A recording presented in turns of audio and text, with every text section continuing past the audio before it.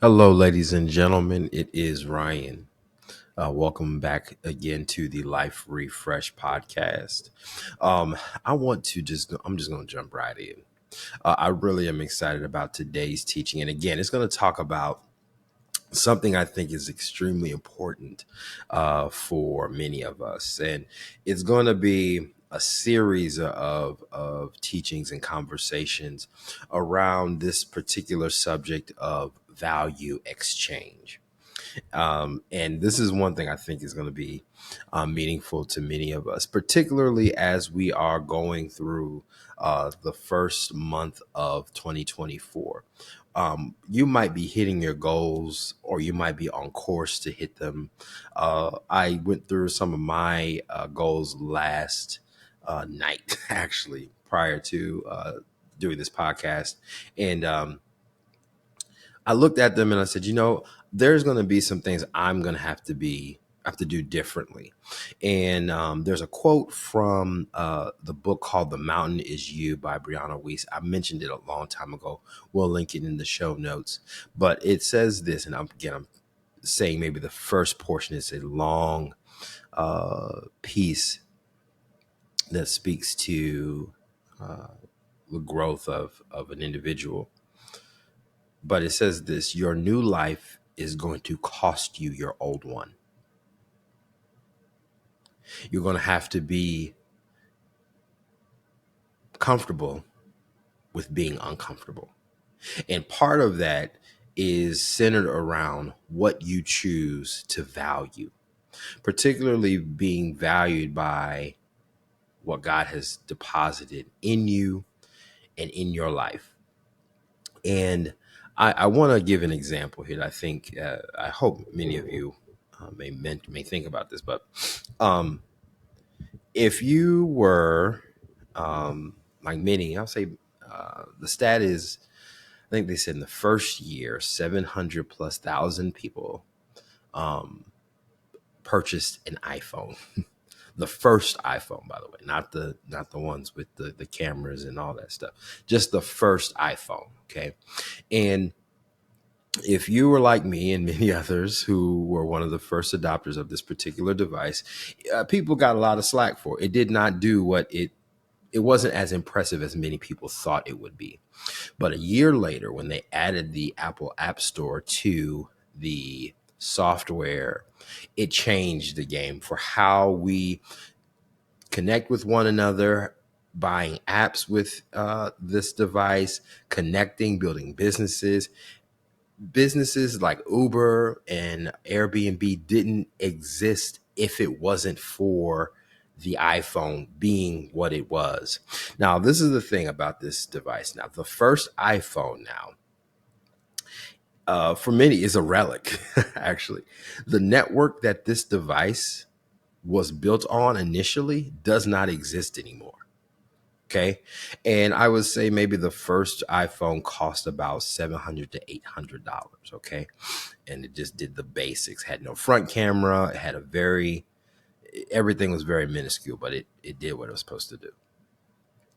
Now, if you happen to have kept that iPhone in pristine condition, kept all the instructions, kept everything in perfect place, that device is now a piece of history.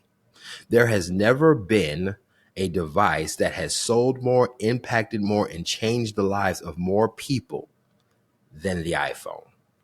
Now, if you were to happen to take that device and say sell it on eBay or something like that, you would probably get maybe 250,000 plus, depending on the condition by which this particular iPhone has been put into. Okay. Now, the thing is this: most people, what is the value that people put on a device that no longer works? It's not how much they paid for it, but it has everything to do with what that device represents. It represents a change in culture that it may happen again in our lifetime, but it'll never happen the way it did in 2007.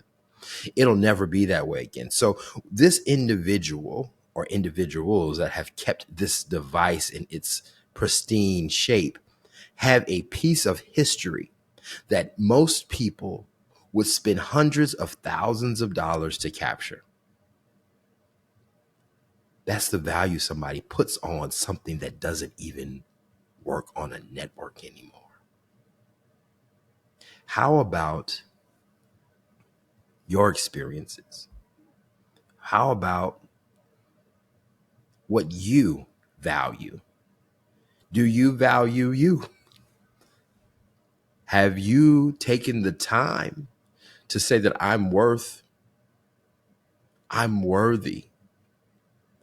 of the goals and desires that are placed in my heart, because those are something that God already put in me? Okay. So I'm going to give an example. We're going to use the Bible, as we always do, to illustrate some of the things that value was intrinsically put on. Now, God uses, and this is a little bit of hermeneutics for you to understand some things about the character of God and what he uses. So God always uses something meaningful to represent his character or his character or love towards something or someone. Okay. Typically someone, which is us. So I'm going to use a king that most people read just his book, which is King Solomon, which is the book of Proverbs. Well, I'm not going to start with the book of Proverbs, but we're going to talk about him who authored the book of Proverbs. He is considered the richest and wealthiest man to have ever lived on the earth, period. And what's crazy about it is, like, Solomon obtained this by no work of his own. He essentially was, whoop, he essentially was a person who loved God just like his dad did, but inherited a lot of things that his father was promised from God. And there was, once he became king, and this is found in Second Chronicles chapter 5. You can kind of go through it. It goes through the whole process of Solomon bringing and building the temple that was actually his father's heart and desire, to build a house for the Lord. But the Lord really doesn't need a place, but he wanted to build a place that was so immaculate, so grand, that matched the majesty of God. But God told him that, told King David that because he was a man of war and he had too much blood on his hands, he couldn't do or build a place for him. So what David did was he saved all cedar, he provided all the resources for his son Solomon to build this temple for the Lord. And essentially this temple became what we know as Solomon's temple. Okay. And Solomon's temple is one of the most majestic, wealthiest looking, you're just in awe. I didn't see it, but I've seen, if you want to just Google Solomon's Temple, it is a work of beauty to behold. I'm serious. Like, all the things, and we'll get to it in this, but I'm going to go to Second Chronicles chapter 6. And after they had dedicated the temple back to God, upon its completion, there is a sorry, it's not the completion of the temple. It is when he's preparing to be king, and he's anointed king. He was asked to he basically did everything he assembled all the judges, the leaders of all of Israel, and they did sacrifices unto the Lord. And that night after they sent, they said 1,000 burnt offerings, which means they killed, there's a whole bunch of stuff, but they did like 1,000 burnt offerings in the tabernacle of meeting before there was a temple. But I wanted to go, I'll get back to that in a second. But that night, God appeared to Solomon. This is 2 Chronicles chapter 1, verse 7.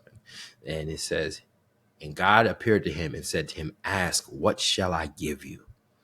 And Solomon said to the Lord, you have shown great mercy to David, my father, and have made me a king in his place. Now, O Lord, let your promise of David, my father, be established, for you have made me a king over a people like the dust of the earth in multitude. Now give me wisdom and knowledge that I may go out and come in before this people. For who can judge this great people of yours? Then God said to Solomon, because this was in your heart, and you have not asked riches or wealth or honor or the life of your enemies, nor have you asked for long life, but asked for wisdom and knowledge for yourself, that you may judge my people over whom I have made you king. Wisdom and knowledge are granted to you, and I will give you riches, wealth, and honor, such as none of the kings have had who were before you, nor shall any after you have the like. And in some translations, it says the Lord said, because you didn't ask for this, I'm going to give it to you anyway. Okay. Now, this sounds really like, okay, wisdom, knowledge beyond your years, beyond what you are experiencing. Sounds really, really cool, right? What the thing is, what value that added is incredible. I'm going to jump to, there's so much in between here, but I'm going to jump right to Chronicles. 2 Chronicles is the Old Testament chapter. We'll go to chapter 9. Now, this is the thing. When someone is endowed with wisdom, so most people value wisdom. Some people don't. Some people value money, but they don't value the knowledge that it takes to obtain that, right? So depending on what you value is shown by what you display, and knowing where those resources come from lets me know how much you value the source and not necessarily the resource. You hear some of these things that are talked about, that the love is the love of money that is the root of all evil, which is it's always a quote of scripture that is always kind of moved around and said the wrong way. But the thing is, all of those resources come from someone, comes from God. But if you just worship the thing and you just think the thing is what gives you value, you'll miss the true value. It is not the thing, it's not the substance that comes from the person.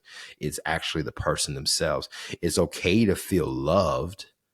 It's okay to get, if you're getting gifts from someone, but don't acknowledge the giver, it's just that you want the stuff. You don't want the person that gave it.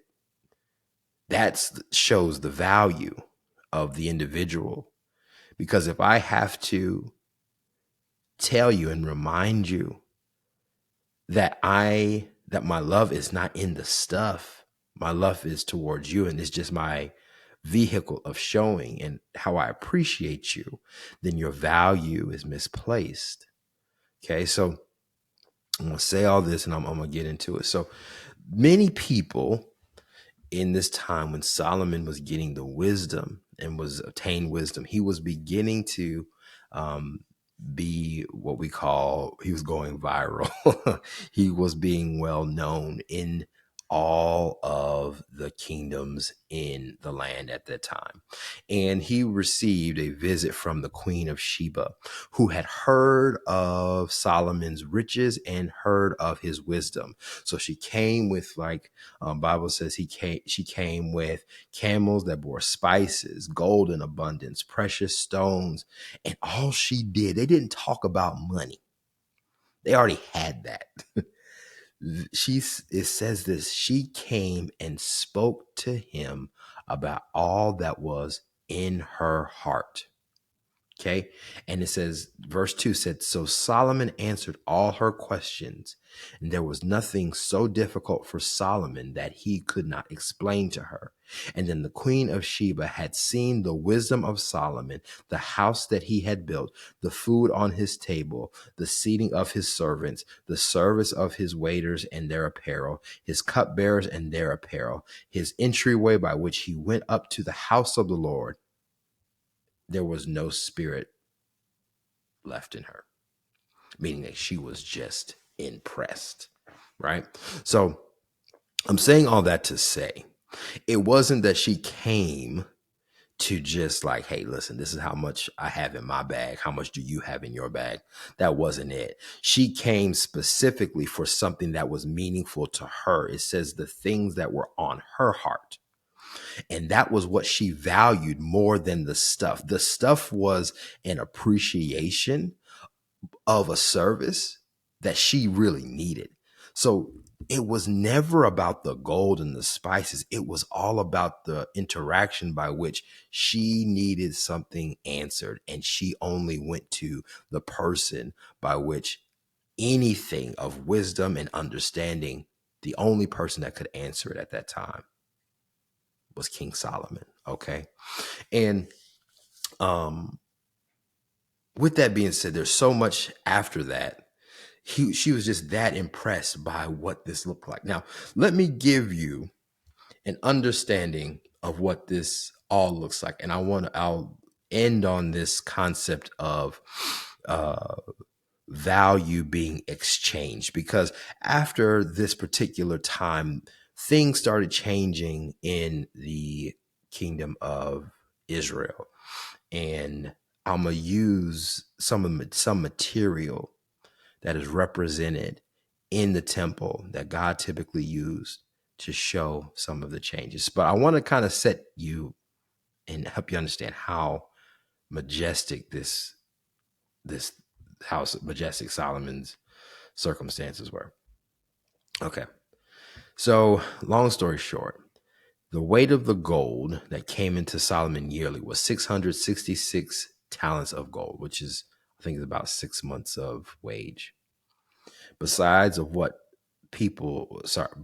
traveling merchants and traders brought. So that was like the floor. All the kings of Arabah and governors of the country brought gold and silver to Solomon. Solomon made 200 large shields of hammered gold. 600 shekels of hammered gold went into each shield. He also made 300 shields of hammered gold. 300 shekels of gold went into each shield. The king put them in the house of the forest of Lebanon, and there are cedars. Now, cedar is a very precious wood. It's very durable. And it's hard to get. And Solomon had that in a forest. Okay. His throne was overlaid with gold, and underneath it was ivory. It's just like ridiculous how majestic it was. All of his drinking cups were gold. There was not one piece of silver in that city. This is how it all says here. King Solomon, I'm going to summarize this. King Solomon surpassed all the kings of the earth in riches and in wisdom. And all the kings of the earth sought the presence of Solomon to hear his wisdom, which God had put in his heart. Each man brought his present: articles of silver and gold, garments, armor, spices, horses, mules, at a set rate each year, just to hear the guy talk. Just to hear the guy talk. So it's value exchange, right? Now, the thing is, you exchange based on what you value. If you think it's worth something, then you'll pay what it costs in value because you think that it's that important. Don't ever put yourself on sale because you don't think somebody values you. You can rewind that back if you need to hear that again. It's so important to know that. If it's worth what it's worth because it costs what it cost. It cost you your time. It cost you the level of experience. It costs something. It costs someone something. So I'm going to say this. Some more summary in Chronicles chapter 9. So he reigned, this is what Solomon says. So he reigned over all the kings from the river to the land of the Philistines as far as the border of Egypt. The king made silver as common in Jerusalem as stones. And he made cedar trees as abundant as the sycamores which are in the lowland. And they brought horses to Solomon from Egypt and from all lands. You guys, they couldn't pay enough to get Solomon's wisdom. That's how much. None of these guys were talking about finances. But this is what they were willing to exchange in order to get the value of his wisdom. Now, there is something that is very prevalent in Solomon's reign as king. And it is this metal called gold. Okay. Gold in the Bible really represents God's presence, majesty, and royalty. Okay. So when God's presence is there are things that exemplify and are characteristic of God's presence there. And for us that we can understand, gold is one of those materials that as it's purified through fire, but it's so malleable, it's a soft metal, which makes it bendable. It makes it easy to put into a shape or a mold for something. So it's very, very useful for artistry, for whatever God needed at the time, right? You can overlay it over something in ivory that was his throne. It is just something that works well with other materials that aren't metal. But that represented something. It represented God's favor and blessing and presence in Jerusalem, right? But what we find out as we go through this particular story of the kingdom of Israel is that they traded God's presence for something that maybe wasn't as much value. And as you see things change in the kingdom, the type of metals change as well. So the thing is, as we're getting to the end of this podcast, I want to leave you all with a reflection note here. And what have you exchanged for yourself that was of lesser value and you ended up finding out later? You thought it was going to be great, but then you found out, oh man, this isn't as good as I thought it was. I don't know what it is for you. It might have been a relationship. It might have been a breakup. It might have been a job opportunity. It might have been something. I don't know what it may be, but everyone in their life has had a circumstance and situation by which they thought what they were pursuing was a better value. But once they exchanged what they had and they worked for, and it wasn't giving the amount of return that they thought they'd get, there's a level of disappointment that happens. But in the meantime, you already knew. God already placed your heart of kindness, whatever it may be. You might have given what they say, may have given your trust and your love to someone that didn't even value it. And you will do what the Bible says as casting your pearls before swine. There's no way pigs can value pearls. They have no use of it because it's not important to them. It's not of value to them. So as we're going through this series, I don't know how long this one's going to be, but I will say this. We're going to utilize this imagery of God's presence from the examples of the temple that's been laced with gold and covered up and been not covered up, but been displayed majestically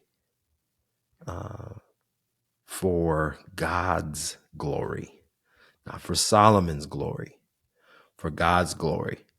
And get this, it had nothing to do with how much money he had. It had everything to do with what he had here and in his heart that God placed in him.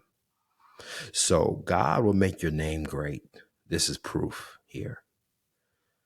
But everyone will exchange what they have materially for something that they can't get spiritually to show that they appreciate that wisdom, knowledge. And yeah, so I'm excited about this one, y'all. Y'all can hear, I hope y'all can hear it in my voice. So keep it locked here. But I want you to, if you know someone who you feel might have exchanged who they are for something lesser, God hasn't forgotten about them. God hasn't forgotten about you. So please lock it here. Make sure you subscribe, share it. I think this one, I believe this is going to be an important one, particularly as we go in through 2024. You don't want to get distracted with a very poor exchange rate. Okay.